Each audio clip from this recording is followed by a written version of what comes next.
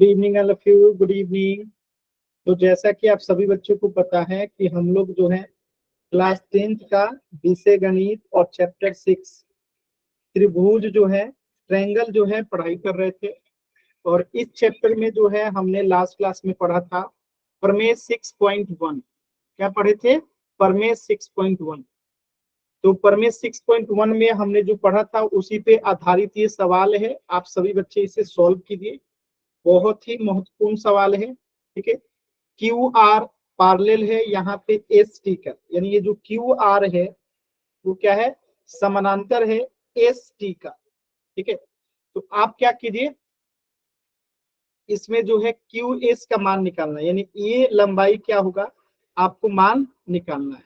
हमने प्रमेय 6.1 जो पढ़ा था पिछली क्लास में थेल्स थ्योरम, उसी पे आधारित ये सवाल है। चलिए सभी बच्चे एक बार कोशिश कीजिए, सॉल्व कीजिए, पोल सेक्शन में आंसर करनी है।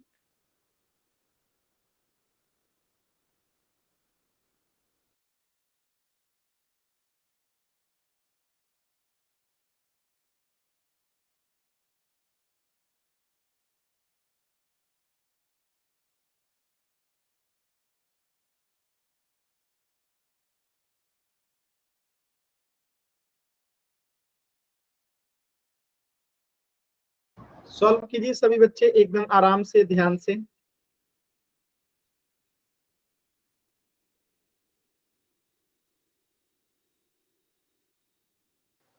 सर पोल खोल दो। दे रहा हूँ पोल, आराम से सॉल्व कीजिए, जल्दबाजी नहीं करना है, मैं पोल दे रहा हूँ, आराम से कीजिए सभी बच्चे। जल्दबाजी आप लोग मत कीजिए, नहीं तो गलत हो जाएगा। आराम से सॉल्व कीजिए बस आप लोग।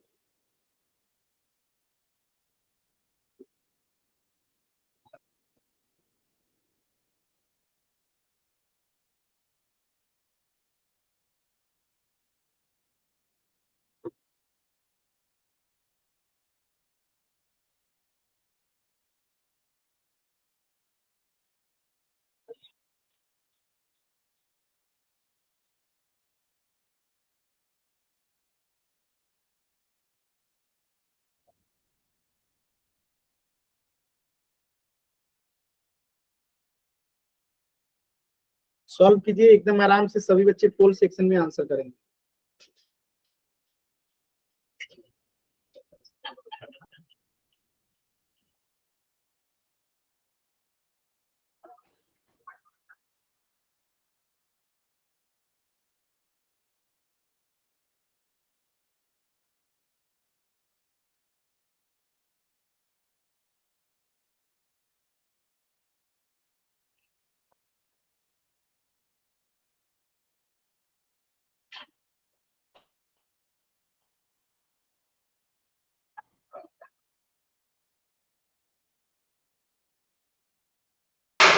Excuse me sir. Mic on नहीं करना है, एकदम आराम से सॉल्व कीजिए सभी बच्चे। सर मुझे कुछ पूछना है। पहले क्लास स्टार्ट कर दिए तो पहले पढ़ लें, ओके सर। इस सवाल के बाद पूछ लीजिएगा जो पूछना है। Okay sir.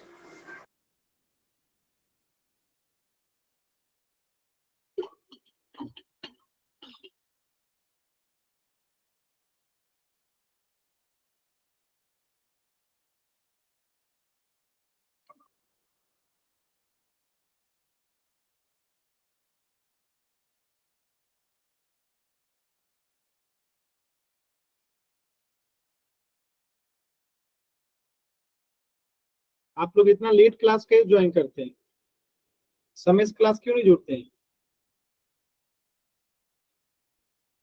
सर मेरा गूगल मीट डिलीट हो गया था, मैं उसको अभी डाउनलोड कर रही थी, अपडेट नहीं हो रहा था।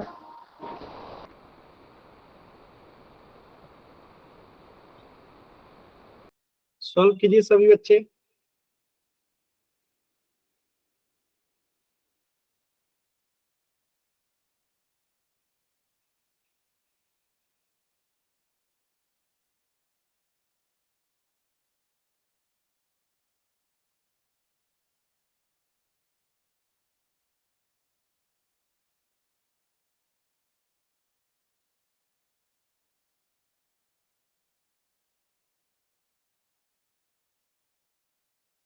सॉल्व कीजिए सभी बच्चे एकदम आराम से, ध्यान से।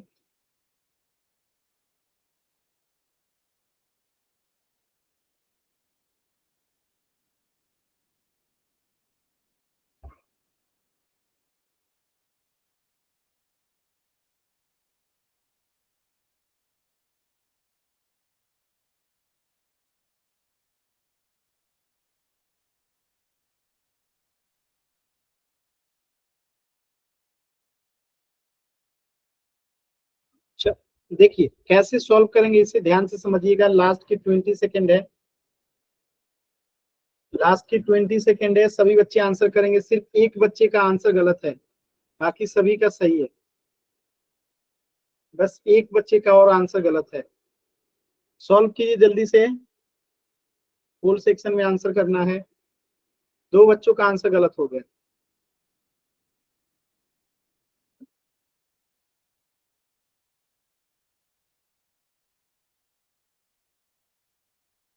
फुल सेक्शन में आंसर करना है, चैट सेक्शन में नहीं।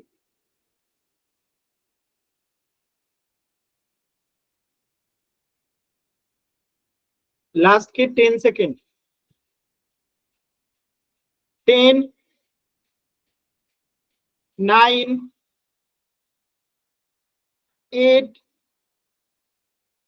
7, 6, 5, 4, 3, 2, 1। देखिए कैसे करेंगे इसको। तो हमने लास्ट क्लास में पढ़ा था थेल्स थ्योरम कि अगर एक त्रिभुज के समानांतर अगर एक रेखा खींची जाए तो बाकी दोनों भुजाओं को क्या करती है, समानुपाती होती है, यानी एक ही अनुपात में बढ़ जाती है। यहाँ पे क्यू आर जो है समानांतर है एस टी का, तो हम लिखेंगे यहाँ पे कि इफ क्यू आर समानांतर है एस टी के, तो क्या हो जाएगा थेल्स थ्योरम से, पी क्यू बट्टा में क्यू एस इक्वल हो जाएगा पी आर बट्टे में आर टी। किससे, थेल्स थ्योरम से, यानी थेल्स थ्योरम को लिखेंगे बाई बीपीटी। ठीक है। अब पी क्यू कितना है 4, क्यू एस नहीं पता है, पी आर 1 बट्टा में 3, और यहां से क्रॉस मल्टीप्लाई करेंगे तो क्यू एस बराबर क्या हो जाएगा 4 इंटू 3 इक्वल टू 12 सेंटीमीटर। तो आंसर क्या हो गया, ऑप्शन डी। क्लियर है सभी बच्चों को, एक बार जल्दी से यस सर। सभी बच्चों को क्लियर है ना। Yes sir. चलिए एक बच्ची को किसी को डाउट पूछना था, पूछिए, किनको क्या पूछना था। सर मुझे डाउट नहीं पूछना था, मुझे पूछना था कि एक्चुअली आई थिंक मैं गलत क्लास में ज्वाइन हो गई हूँ। ये 8:30 की L1 की बैच है क्या? हाँ ये L1 की बैच है।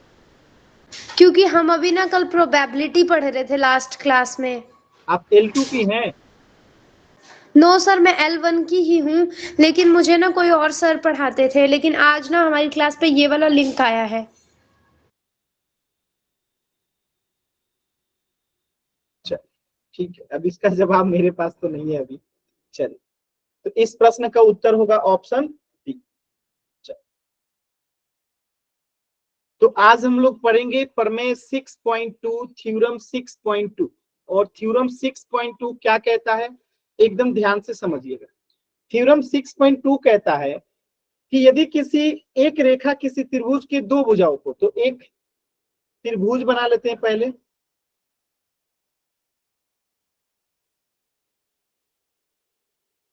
ठीक है, एक त्रिभुज बना दिए, इसका नामकरण भी लिख दीजिए ए बी सी।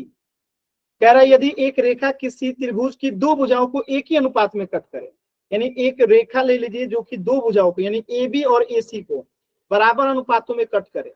बराबर अनुपातों में कट करे यानी कि बराबर अनुपात का मतलब क्या हुआ, बराबर अनुपात का मतलब क्या है कि अगर एपी बट्टा बीपी है बराबर ए क्यू बट्टा क्यू सी, यानी कि बराबर अनुपात में विभाजित करे तो वो तीसरी भुजा के समानांतर होगी। यानी ये कह रहा है कि इफ एपी बट्टा बीपी बराबर ए क्यू बट्टा क्यू सी है, देन क्या होगा, पी क्यू जो है समानांतर हो जाएगा बीसी के।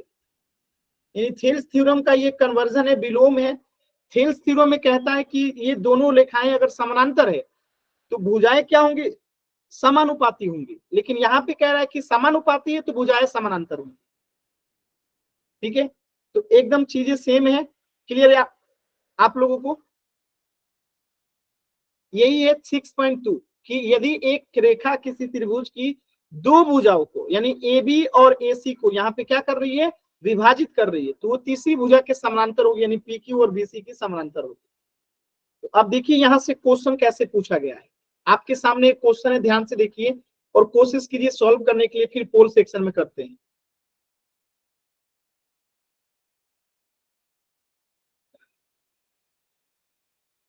कोशिश कीजिए, एक बार सॉल्व करने की कोशिश कीजिए सभी बच्चे।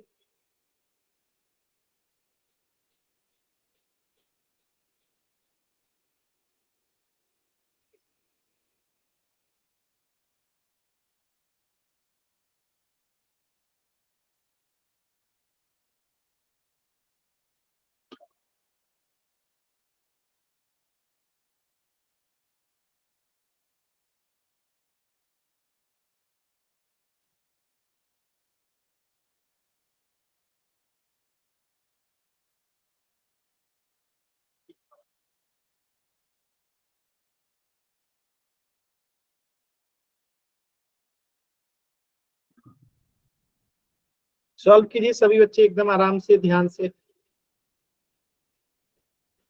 आसान सवाल है, कोशिश कीजिए।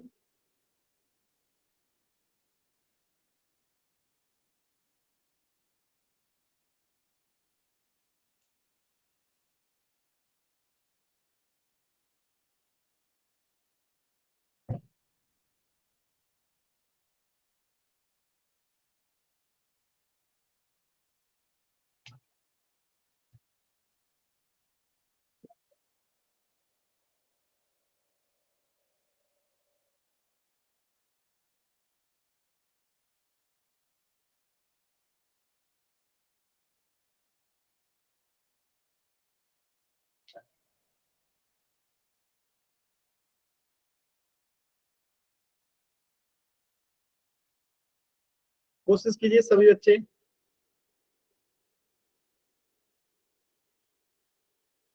जी, ये हिंदी की ही बैच है।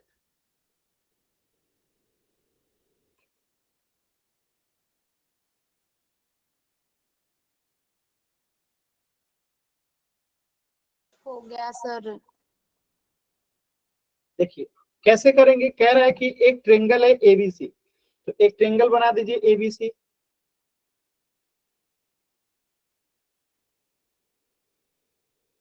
ठीक है, इसका नाम रख दीजिए एबीसी, ए बी और सी। और कह रहा है ए बी और ए सी पे डी और ई पॉइंट है, यानी कि ए बी पे जो है कौन सा पॉइंट है, डी, और ए सी पे कौन सा पॉइंट है, ई। यहां लिख दीजिए डी ए बी पे और ई जो है ए सी पे है। ये दो पॉइंट है ए बी और ए सी पे, ये लिखा है ए बी और ए सी पे डी और ई पॉइंट है। तो ए बी जो है वो 5 सेंटीमीटर है, बी डी जो है वो 10 सेंटीमीटर है, और ए ई जो है 7 सेंटीमीटर है। तो आपको ईसी की लंबाई बतानी है, और यहाँ पे आपको ये दे रखा है कि डी ई समानांतर है बीसी के। तो हम निकाल लेंगे थेल्स थ्योरम से, क्या लिखेंगे हम लोग, ए डी बट्टा में बी डी बराबर हो जाएगा ए ई बट्टा में ई सी के। किससे, बाई थेल्स थ्योरम, यानी कि बाई बीपीटी। ठीक है, अब इसको मान रख देंगे तो 5 बट्टा में 10 इक्वल टू 7 बट्टे में ईसी। क्रॉस मल्टीप्लाई करेंगे तो ईसी बराबर क्या आ जाएगा, यहाँ से 7 गुने 10 बट्टे में 5, अब 5 दूनी 10, तो यहाँ से ईसी बराबर कितना आ गया, 14। ठीक है, तो ईसी बराबर कितना आ गया, 14 सेंटीमीटर। तो निकल गया आप लोग का उत्तर। क्लियर है सभी बच्चों को, बताइएगा।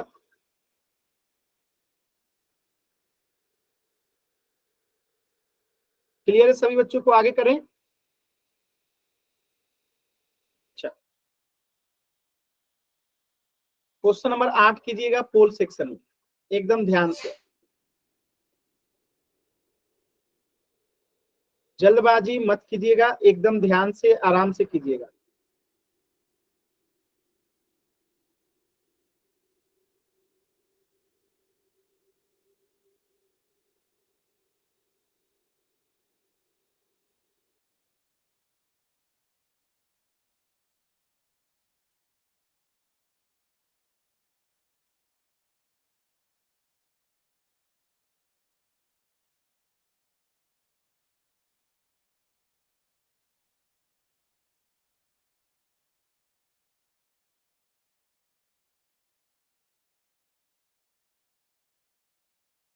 सॉल्व कीजिए सभी बच्चे एकदम आराम से, ध्यान से।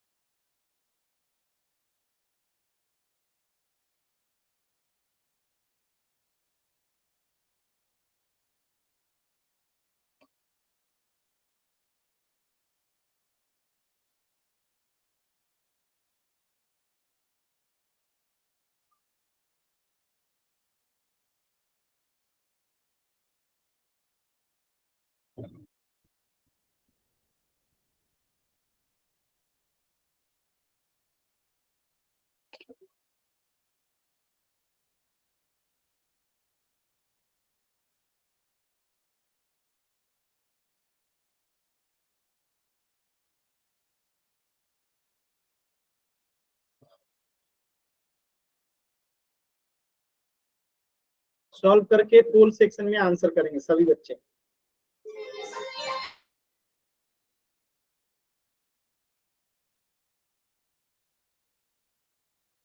जल्दबाजी मत कीजिए, आराम से कीजिए, जल्दबाजी मत कीजिए।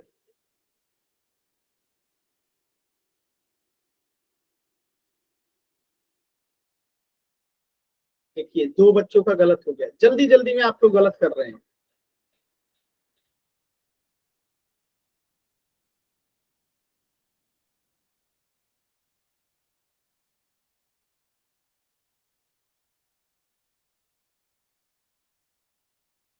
यहाँ पे सी है, ये सी है और ये बी है, इस चीज का ध्यान रखिएगा।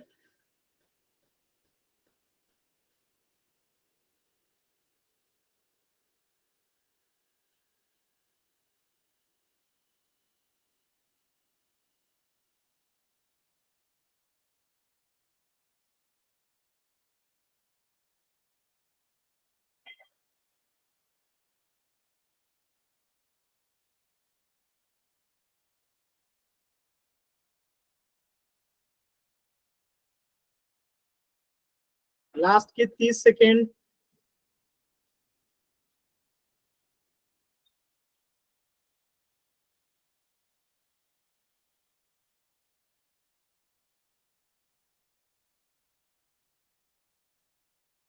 लास्ट के 10 सेकेंड।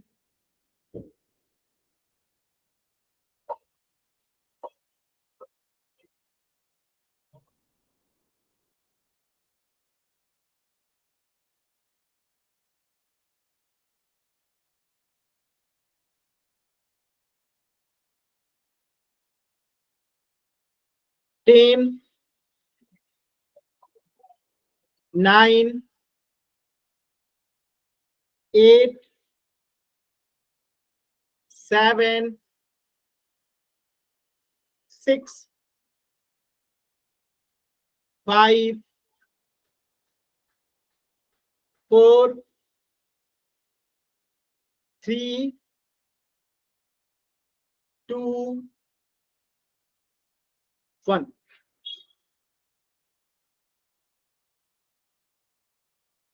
देखिए हम इसको पहले फोटो बनाते हैं इसका। देखिए क्वेश्चन क्या कह रहा है कि एक ट्रेंगल एबीसी, तो पहले एक ट्रेंगल एबीसी बना लेते हैं। ये हो गया ट्रेंगल एबीसी, ए बी और सी, और ए बी और ए सी पे, ए बी और ए सी पे क्या है, बिंदु डी और ई है, यानी कि यहाँ पे डी है और यहाँ पे ई है। चलिए, यहाँ पे डी है बिंदु और यहाँ पे ए सी पे क्या है, ई बिंदु, और ये बिंदु कुछ इस प्रकार का है कि A D 2 centimetre, B D 3 centimetre और ईसी जो है 7.5 सेंटीमीटर है। तो आपको ए ई निकालना है, तो हम यहाँ पे ये समानांतर दे रखा है, डी ई समानांतर दे रखा है बीसी के, तो आप लोग थेल्स थ्योरम लगा देंगे तो क्या लिखेंगे कि ए डी बट्टा में बी डी बराबर होगा ए ई बट्टा में ई सी के, किससे, by BPT, by BPT Thales theorem. AD का मान कितना है 2, बीडी का मान कितना है 3, एई का मान हमें निकालना है और ईसी का मान कितना है 7.5। अब यहाँ से क्रॉस मल्टीप्लाई करेंगे तो 3AE हो जाएगा इधर, इधर 7.5 में अगर 2 से गुना करेंगे तो कितना हो जाएगा 15, कितना हो जाएगा 15। तो AE बराबर ये 7 में 2 से गुना करेंगे तो 15, ठीक है। अब बट्टे में 3, अब 3 से इसको कटाएंगे तो कितना आएगा, 3 पछे 15, 5, तो AE बराबर कितना आ गया 5। क्लियर है सभी बच्चों को, क्लियर है सभी बच्चों को? Yes sir. कोई डाउट किसी बच्चे को? No sir.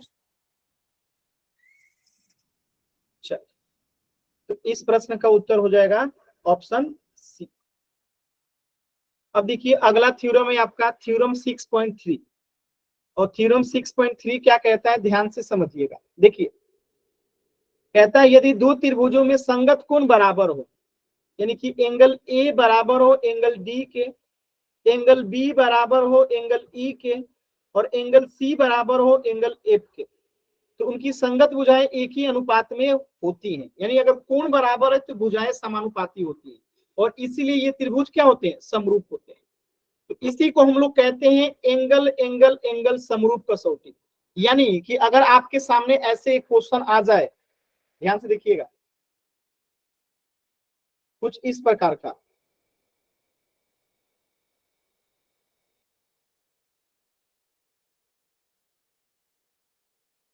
ठीक है, यहाँ पे दे दे पी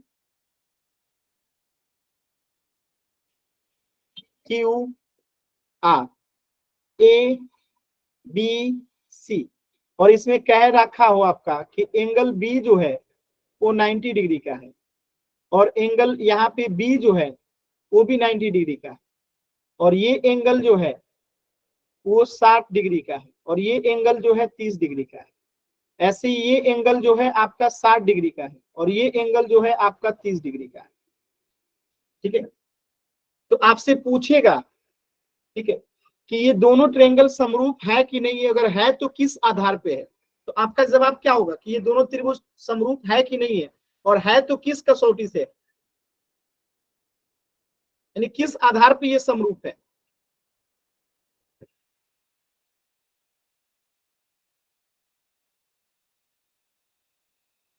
कैसे करेंगे कॉपी भी बताइए तो करके थोड़ा,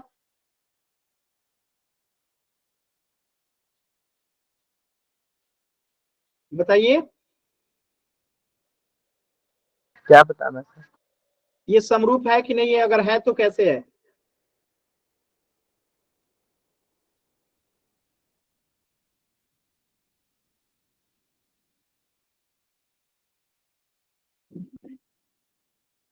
यस सर है। कैसे है कॉपी पे करके दिखाइए। सर ऐसे नहीं बता सकते। कॉपी में एग्जाम में करना होता है।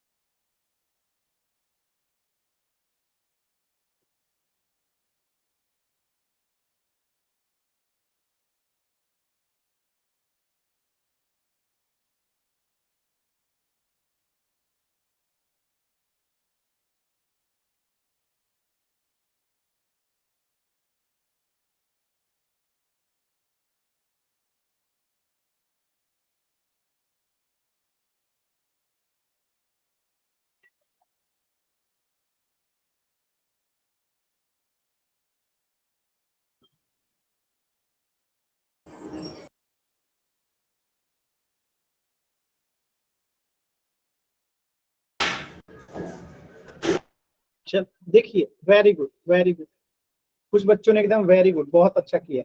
तो हम लिखेंगे कि एंगल पी जो है किसके बराबर है, एंगल बी के, और एंगल क्यू जो है किसके बराबर है, एंगल ए के, और एंगल आर जो है किसके बराबर है, एंगल सी के। तो हम लिखेंगे कि ट्रायंगल पी क्यू आर जो है वो समरूप हो जाएगा किसके, ट्रायंगल बी ए सी के। किस क्राइटेरिया से, तो हम कहेंगे एंगल एंगल एंगल कसौटी, एंगल एंगल एंगल कसौटी। क्या ये सभी बच्चों को बात समझ में आया, क्या ये बात समझ में आया सभी बच्चों को, क्लियर है। अब सोचिए कि अगर आपको ये वाला एंगल ना दिया होता, ये वाला एंगल ना दिया होता, तब भी ये होता समरूप, लेकिन अब किस आधार पे होता, तो अब हम कहते हैं ए ए कसौटी, यानी कि जब दो, ठीक है, अब हम क्या कहेंगे कि दो एंगल बराबर है, दो एंगल बराबर है तब भी समरूप होगा, क्योंकि तीसरा एंगल स्वतः ऑटोमेटिकली बराबर हो जाएगा, क्योंकि 90 और 60 कितना होता है, 150, तो यानी ये वाला कोण ऑटोमेटिकली 30 होगा, और इसमें भी ये वाला कोण 30 होगा, तो ये ऑटोमेटिकली बराबर हो जाता है। लेकिन अगर हम इसको बिना निकाले भी लिखते हैं कि ये समरूप होगा किस आधार पे, तो इसी को कहते हैं एंगल एंगल कसौटी। समझ में आया। तो दो कोण भी अगर क्या हो जाए, सेम हो जाए, तो तीसरा ऑटोमेटिकली बराबर हो जाता है। यही चीज, इसी पे एक पहले क्वेश्चन कर लीजिए, फिर मैं आपको बताता हूं। जैसे ये क्वेश्चन है, इसको देखिए और बताइए, एकदम पोल सेक्शन में करना है।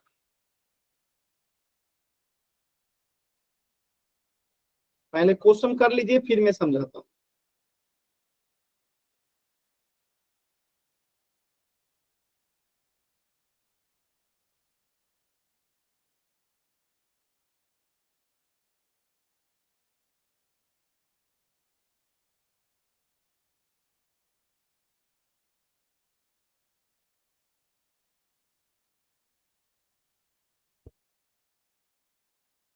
देखिए, एक बच्चे का गलत हो गया, ये वही बच्चे हैं जो ध्यान से नहीं देखते हैं और फिर गलत करते हैं।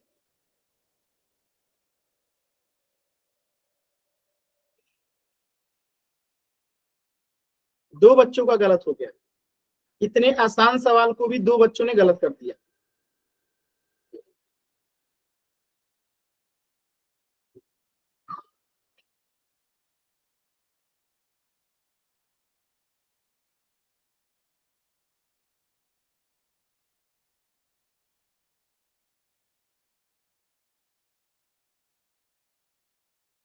सभी बच्चे आंसर कीजिए।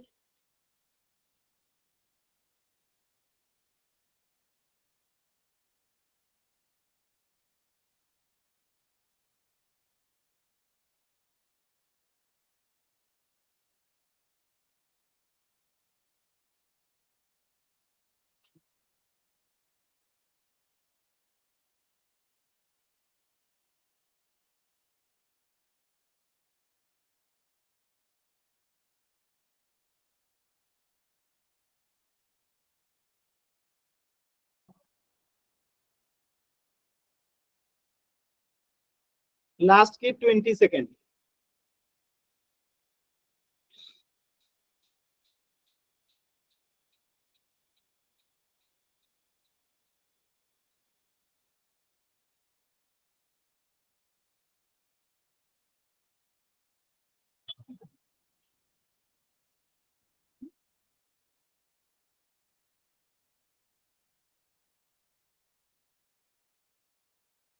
लास्ट के 10 सेकेंड। 10, 9, 8, 7, 6, 5, 4,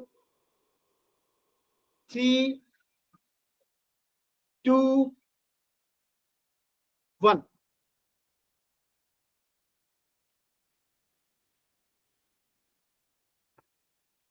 देखिएगा ध्यान से, हम यहाँ पे क्या लिखेंगे कि एंगल ए जो है बराबर है एंगल डी के, एंगल बी जो है बराबर है एंगल ई के, और एंगल सी जो है बराबर है एंगल एफ के। तो हम लिख सकते हैं कि ट्रायंगल ए बी सी समरूप होगा ट्रेंगल DEF के। किस कसौटी से? तो तीनों कोण बराबर है तो क्या लिखेंगे? ए कसौटी से। ऑप्शन ए जो है, बी जो है करेक्ट होगा। क्लियर है सभी बच्चों को? क्लियर है? तो इस प्रश्न का उत्तर हो जाएगा ऑप्शन बी। अब देखिए इसमें मुझे जो चीजें सिखानी थी आपको वो मैं बता रहा हूं। तो ये चीजें मैंने आपको बताया था कि क्या होता है, समानुपाती होता है, ए एंगल होता है। और जब दो कोण होता है तो उसको ए कहते हैं। अब यहां से एक निष्कर्ष क्या निकला, देखिए कि यदि एक त्रिभुज के दो कोण एक अन्य त्रिभुज के क्रमशः दो कोणों के बराबर हो तो दोनों त्रिभुज समरूप होते हैं, और इसी को हम क्या कहते हैं? ए कहते हैं।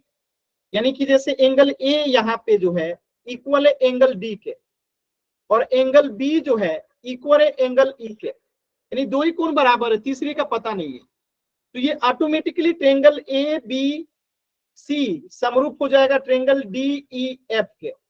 किस मेथड से? ए मेथड से। क्यों? क्योंकि जब दो एंगल कोण बराबर है तो तीसरा ऑटोमेटिकली बराबर हो जाता है, तो इसी को हम क्या कहते हैं? ए नियम कहते हैं, कसौटी। ठीक है, यही चीज लिखा गया, एंगल ए बराबर एंगल डी और एंगल बी बराबर, इसी कसौटी को क्या कहते हैं हम लोग? ए यानी कोण कोण कसौटी भी कहा जाता है। समझ में आया ये? ठीक है, किसी कोई दिक्कत है? एनीबॉडी, किसी बच्चे को? किसी बच्चे को कोई दिक्कत है यहां तक? चल, अब आप लोग की जो स्कूल का बुक है पहले उसके थोड़े से हम लोग क्वेश्चंस करेंगे। एक सेकंड रुक जाइएगा। जैसे आप लोग जानते हैं कि हम लोग चैप्टर 6 पढ़ रहे हैं और इसमें आपका स्कूल का जो बुक है ये 6.1। अब इसके थोड़े क्वेश्चन को करते हुए चलेंगे क्योंकि आपके एग्जाम्स आने वाले हैं। चलिए, तो आप लोग बस आंसर बताते चलिएगा। पहला क्वेश्चन है आपके 6.1 का, क्वेश्चन नंबर 1 में बताइएगा, कोष्टक में दिए गए शब्दों को सही शब्दों को चुन के भरना है। तो सभी वृत्त क्या होता है, सर्वांगसम या समरूप? सभी वृत्त सर्वांगसम होता है कि समरूप होता है? पढ़ा चुका हूं,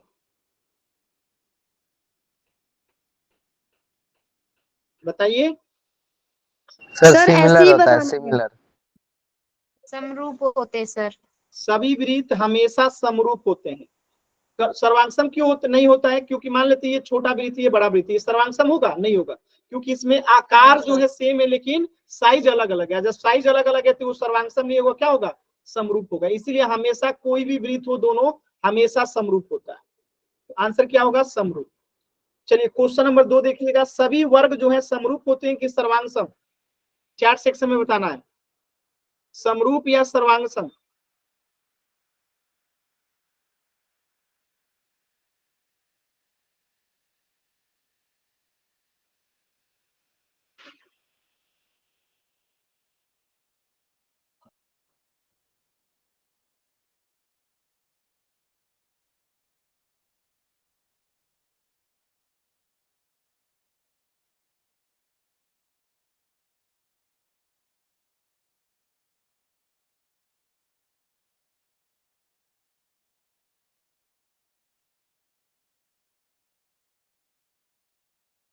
देखिए, तो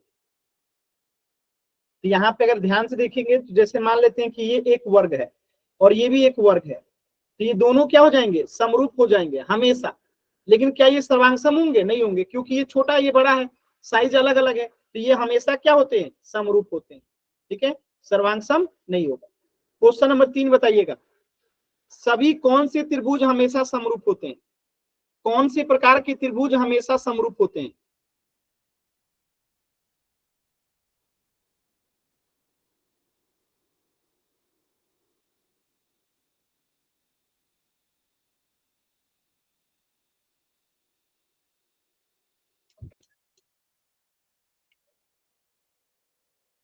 बताइए। वेरी गुड, समबाहु त्रिभुज। जैसे कि ये एक त्रिभुज है और एक ये त्रिभुज है, ठीक है। अगर ये 2 सेंटीमीटर का है तो ये कितना होगा? मान लेते हैं 6 होगा, तब भी ये समरूप हो जाएगा। क्या हो जाएगा? समरूप हो जाएगा। क्यों? क्योंकि इनकी भुजाओं का अनुपात बराबर है। आप निकाल के देखिए, 2/6 2/6 2/6 सबका बराबर अनुपात आएगा। लेकिन अगर सर्वांगसम होना होता तो ये सबको बराबर होना पड़ता, या तो 2 या तो 6। तो इसीलिए सभी त्रिभुज जो समबाहु त्रिभुज होते हैं वो हमेशा क्या होते हैं? समरूप होते हैं। ठीक है, आइसोसेलेस ट्रायंगल नहीं होता है, आइसोसेलेस ट्रायंगल नहीं होता है। क्यों? देखिए, जैसे ये मान लेते हैं कि एक त्रिभुज है, ये 2 सेंटीमीटर, ये 2 और ये 3। अब एक यहाँ पे और त्रिभुज है जो कि ये 3 है, ये 3 है और ये 4 है। अब क्या ये दोनों सर्वांगसम होगा? नहीं होगा। क्यों नहीं होगा? क्योंकि आप इनकी भुजाओं का अनुपात देखिए अलग अलग आएगा। आप अगर निकालेंगे तो 2/3 2/3, लेकिन तीसरी भुजा क्या आएगा? 3/4। इनकी भुजाओं का अनुपात निकालेंगे तो अलग अलग आएगा। इसीलिए ये क्या हो जाएगा? समबाहु त्रिभुजी जो है केवल क्या होता है आपका? समरूप होता है हमेशा। समद्विबाहु त्रिभुज नहीं होता है, समबाहु होता है जिसकी तीनों भुजाएं बराबर होती है। ठीक है, चलिए क्वेश्चन नंबर 4 बताइएगा। यहाँ पे 2 जगह भरना है, क्या क्या भरे? भुजाओं की समान संख्या वाले 2 बहुभुज समरूप होते हैं यदि उनके संगत कोण क्या होते हैं और उनकी संगत भुजाएं क्या होती है। तो पहले क्या लिखेंगे?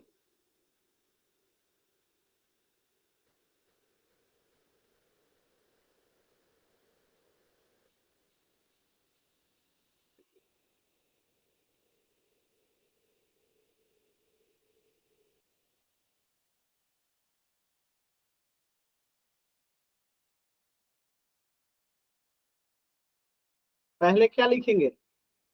पहले लिखेंगे हम कि उनके संगत कोण बराबर होने चाहिए, संगत कोण बराबर होने चाहिए और संगत भुजाएं क्या होना चाहिए? समानुपाती होना चाहिए। सब उल्टा पुल्टा आंसर कर रहे हैं आप लोग, सब भूल चुके हैं, पढ़ाई नहीं कर रहे हैं तो कहां से आंसर आए? तो उनके संगत कोण बराबर होते हैं जबकि संगत भुजाओं का अनुपात जो है बराबर होता है। क्लियर है? क्वेश्चन नंबर 1 सभी बच्चों को क्लियर है? ये चारों क्वेश्चन 1 2 3 4 ये चारों क्वेश्चन आपके एग्जाम में पूछा गया है। क्लियर है सभी बच्चों को?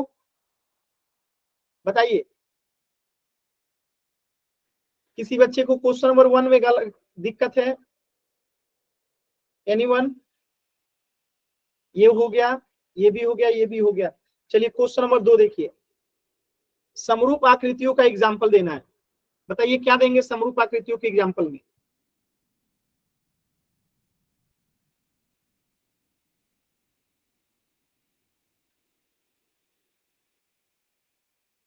सिंपल, 2 सर्कल बना देंगे, लिख देंगे ये हमेशा समरूप होती हैं, और 2 वर्ग बना देंगे, लिख देंगे कि ये हमेशा समरूप होती हैं। और दूसरे क्वेश्चन में क्या है? ऐसी 2 आकृतियां जो कि समरूप नहीं है, तो एक सर्कल बना दीजिए और एक क्या बना दीजिए? एक वर्ग बना दीजिए। ठीक है, ये पहला हो गया। और दूसरे में एक त्रिभुज बना दीजिए और एक चतुर्भुज बना दीजिए। ये भी समरूप नहीं है, ये भी समरूप नहीं है, खत्म। ठीक है, कुछ भी बना सकते हैं आप लोग। क्लियर है? क्वेश्चन नंबर 2 क्लियर है? क्लियर है सभी बच्चों को?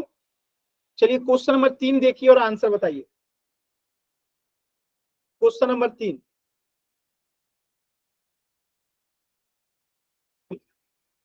मैं थोड़ा सा जूम कर देता हूं। क्वेश्चन नंबर 3 देखिए,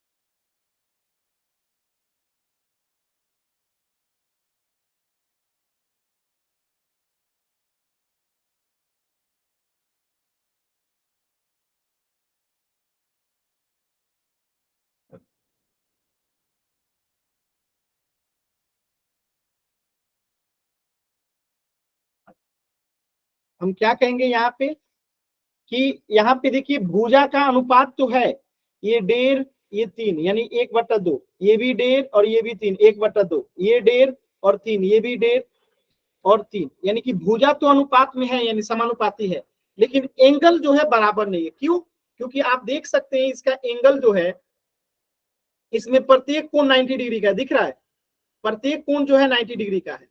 आज जहां पे ये चिन्ह नहीं बना हुआ है, चिन्ह नहीं बना हुआ है मतलब कि ये 90 डिग्री नहीं है, यानी कि कोण बराबर नहीं है, इसलिए ये क्या होगा? समरूप नहीं होगा। ठीक है, तो ये आपका पहला एक्सरसाइज था जो कि कंप्लीट हो गया।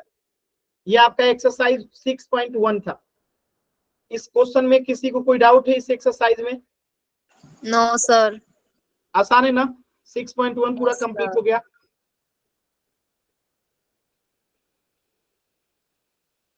चल, तो थोड़ा सा ये 6.2 है, इसे हम जो है अगले क्लास में पढ़ेंगे।